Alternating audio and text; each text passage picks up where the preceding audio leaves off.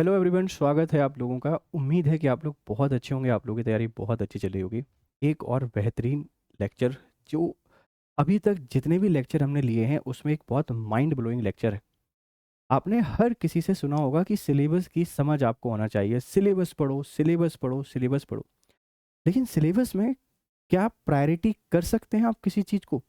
क्या ऐसा कुछ है जिसको पहले पढ़ा जा सकता है? कुछ चीज़ें ऐसी हैं जिनको बाद में पढ़ा जा सकता है? हाँ, ऐसी बहुत सारी चीज़ें हैं। जो बच्चे प्रीलिम्स को हर बार क्वालिफाई करते हैं, आपने देखा होगा कि आपके आसपास कुछ लोग ऐसे होंगे जो आपके सीनियर लोग होंगे, वह हमेशा पेपर का प्रीलिम्स जो है क्वालिफाई कर लेते होंगे। उनका सिलेक्शन रुकता होगा, या तो मेंस क्वालिफाई नहीं होते हैं या इंटरव्यू क्वालिफाई नहीं होते हैं। ऐसा कोई भी बच्चा आपको देखने को नहीं मिलेगा जो आपके सीनियर हो, जिसने एक आध बार दो बार प्री क्वालिफाई किया हो, वो लगातार प्री को क्वालिफाई करते हैं। उसका मंत्र क्या है? वो यही है जो अभी तक डिस्कस नहीं करता है आपसे कोई भी। हर एक व्यक्ति आता है, चलो हम आपको सिलेबस बताते हैं, चलो हम आपको सिलेबस बताते हैं। आज हम सिलेबस को नहीं जानेंगे, हम सिलेबस के इंपॉर्टेंट टॉपिक्स को जानेंगे। और सब्जेक्ट वाइज नहीं है, इसका यूनिक फीचर यही है कि ये यूनिट वाइज है कि किस यूनिट में किसको आपको प्रायोरिटी देनी है और किन चीज़ों को आप सेकेंडरी यहाँ पे मान सकते हैं। ठीक है, चलिए शुरू करते हैं। बहुत बड़ा अपन इसको नहीं करेंगे, छोटा ही लेक्चर करेंगे। ठीक है, तो ये आपका इंपॉर्टेंट टॉपिक्स की बात की गई है एमपीपीएससी प्रीलिम्स 2025 को टारगेट करते हुए। आप ये समझिए कि अगर आप 2025 को टारगेट कर रहे हैं, ये आपका लक्ष्य है, तो ये बहुत हेल्पफुल लेक्चर होने वाला है आप लोगों के लिए।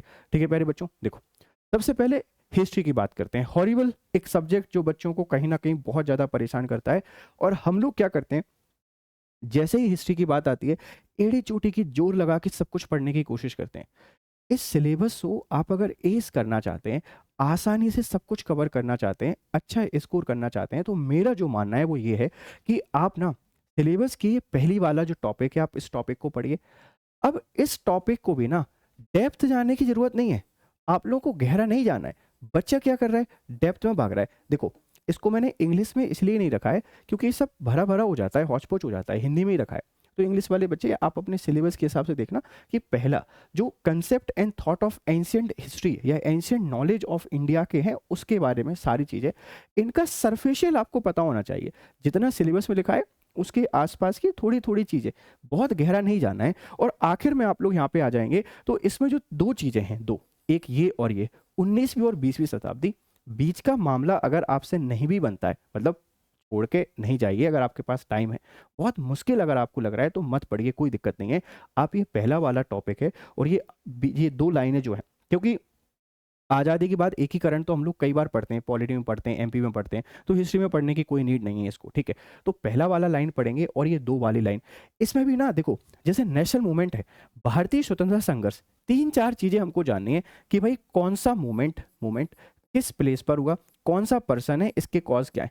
हमें बहुत डेप्थ नहीं जाना होता है प्री के लिए, आप इस बात को समझने की कोशिश कीजिए। देखो, जैसे गणतंत्र का मीनिंग क्या है, उपनिषद क्या है, इनकी संख्या कितनी है, दो चार फेमस फेमस उपनिषद, वेद चार होते हैं, इनके पढ़ने वाले कौन होते हैं, इनके अरण्यक क्या है, इनका ब्राह्मण ग्रंथ क्या है। इस तरीके से जो सर्फिशियल नॉलेज, बहुत गहरा नहीं चाहिए, मुख्य परीक्षा नहीं चाहिए, प्री की समझ चाहिए। तो हिस्ट्री में आप ये वाला जो टॉपिक है जो नया नया ऐड हुआ है ये, और 19वीं 20वीं शताब्दी और स्वतंत्रता संघर्ष, इनमें भी इंपॉर्टेंट जो हमको लगता है कि बेहतरीन हो सकती हैं। अगली हम लोग बात करते हैं तो मध्य प्रदेश का इतिहास हर एक बच्चे को परेशान कर रहा है। देखो भाई समझो, एमपी का इतिहास ना अनसर्टेन है, लेकिन ये जो टॉपिक है, जैसे स्वतंत्रता आंदोलन में योगदान, आजकल ना मॉडर्न हिस्ट्री से क्वेश्चन आ रहे हैं, तो आप इस पे ध्यान दीजिए ना। एंशियंट वाला जितना भी है ना बच्चे, इसमें आपको कुछ प्लेसेस पढ़ने हैं, प्लेसेस पढ़ने हैं, कुछ स्थान पढ़ने हैं, कुछ फेमस वॉर पढ़ने हैं, कुछ फेमस पर्सनालिटी पढ़नी है। पूरी हिस्ट्री के पीछे क्यों भागना है, नहीं भागना है। हम मॉडर्न हिस्ट्री पढ़ेंगे, कंट्रीब्यूशन, इंपॉर्टेंट पर्सनालिटी। ठीक है, कला, स्थापत्य कला, जनजाति वाला टॉपिक आप यहाँ पे सब कुछ छोड़ दीजिए, इस वाली यूनिट में जनजाति छोड़ दीजिए, ये वाला छोड़ दीजिए। ठीक है, हमको जनजाति छोड़ देनी है, इसमें आपको कोशिश यही करनी है कि नेशनल मूवमेंट पे ज़्यादा फोकस करेंगे आप लोग। ठीक है, फिर आप लोग देखेंगे कि हमारे जो त्योहार हैं, लोक संगीत है, लोक कला, इस यूनिट को कवर करने का सबसे बढ़िया तरीका बेटा क्या है कि आप इसको थोड़ा लंबा समय दें। ये फैक्चुअल है, फैक्चुअल है, तो एक दिन में कवर नहीं हो सकती। आप इसको डिवाइड कर लें, मतलब आप इसको बाइफरगेट कर लें, कुछ छोटे छोटे हिस्सों में डिवाइड कर लें। तो एमपी की ना पूरी हिस्ट्री नहीं पढ़नी है, पढ़े रहते हो पागलों की तरह। कितने राजवंश है भाई, फेमस फेमस, 10 से 15 राजवंश है, और वो भी वो राजवंश जिनको मध्य प्रदेश पीएससी ने मेंस में शामिल किया हुआ है। आप उनके बारे में 3-4 बातें जानो ना यार, कि कौन इसके फाउंडर हैं, क्या इनकी कैपिटल है, कौन इसके फेमस रूलर हैं। हमको यही तो जानना है, कहाँ पर रहे हैं, इन्होंने कोई बढ़िया काम कराया है क्या, सब कुछ नहीं पढ़ना है, ठीक है। तो ये 2 टॉपिक पे आप लोग फोकस करेंगे। जनजाति वाला सब कुछ आप यहाँ से छोड़ देंगे, क्योंकि वो हम ट्राइब वाली यूनिट में डिस्कस करेंगे, वहाँ पे आप पढ़ लेंगे। और इसमें जो लिमिटेड चीज़ें हैं इनको आप बाइफरगेट कीजिए, ठीक है, बाइफरगेट कीजिए और आसानी से आप इनको पढ़ सकते हैं। जैसे साहित्यकार से सवाल बनता है तो साहित्यकार पढ़ लीजिए, ठीक है। जो हमारे धार्मिक और सांस्कृतिक, मतलब ये वाली यूनिट थोड़ी सी इंपॉर्टेंट है, तो मैं इसमें हटाने की ज़्यादा नहीं बोल रहा हूँ, बस यही बोल रहा हूँ कि आप इसको बाइफरगेट करें, हिस्ट्री बहुत नहीं पढ़ें और दूसरे टॉपिक पे आप ज़्यादा ध्यान दें। अगला आ जाता है मध्य प्रदेश का भूगोल। यार देखो, अभी तक जो सवाल बन रहा है ना, सॉरी, भारत का भूगोल तीसरी यूनिट है, तो ये जो टॉपिक ऐड हुआ है ना, जलवायु घटनाएं, इससे सवाल आएगा ही आएगा, चाहे आप कुछ भी कर लीजिए, एलिनो लालिनो, यहाँ से सवाल बनेगा ही बनेगा। जैसे ये आपके ऊर्जा वाला टॉपिक है, ठीक है, और खाद्य फसलें वाला टॉपिक है, आप इनको थोड़ी सी प्रायोरिटी दे दीजिए। सेंसस से क्वेश्चन बन जाता है, तो आप इसको प्रायोरिटी देंगे।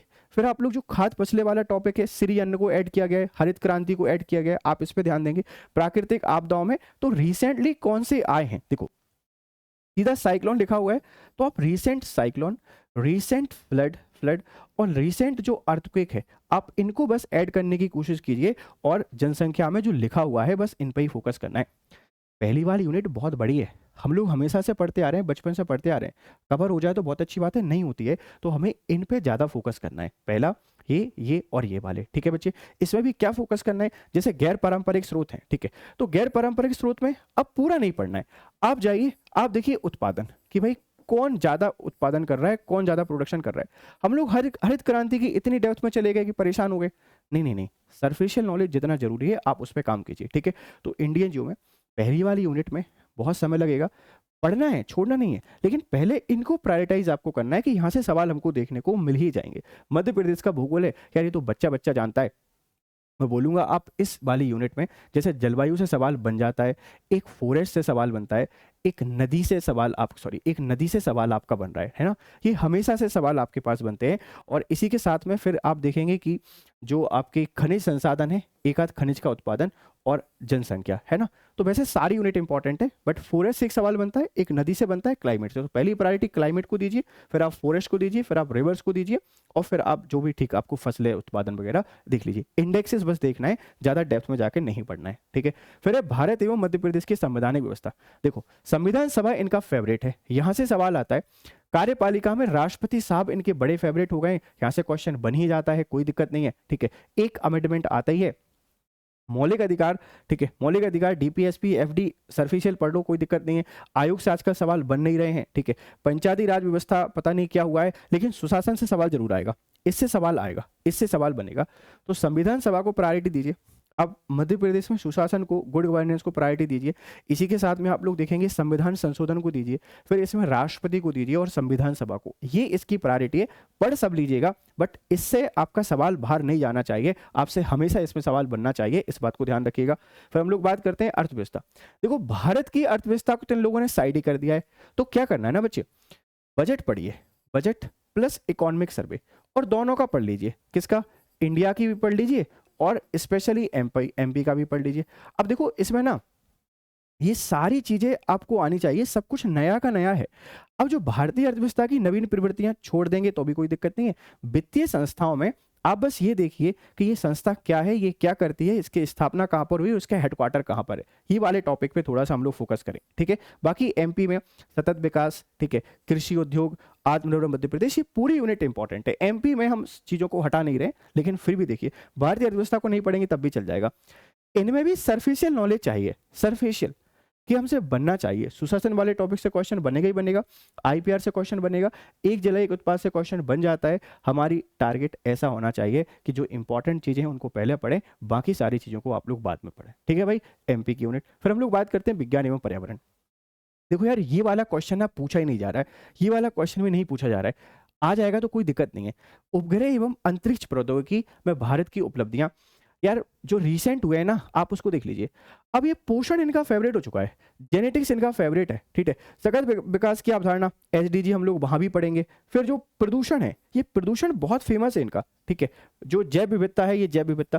तो इस वाली यूनिट में जो बेसिक नॉलेज है, उस बेसिक नॉलेज को छोड़कर, जैसे ये वैज्ञानिक संस्थान है दोस्त ना, आप इसमें क्या कर सकते हैं, जैसे एक इसरो है, एक आपके पास डीआरडीओ है, आप इनको पढ़ो ना।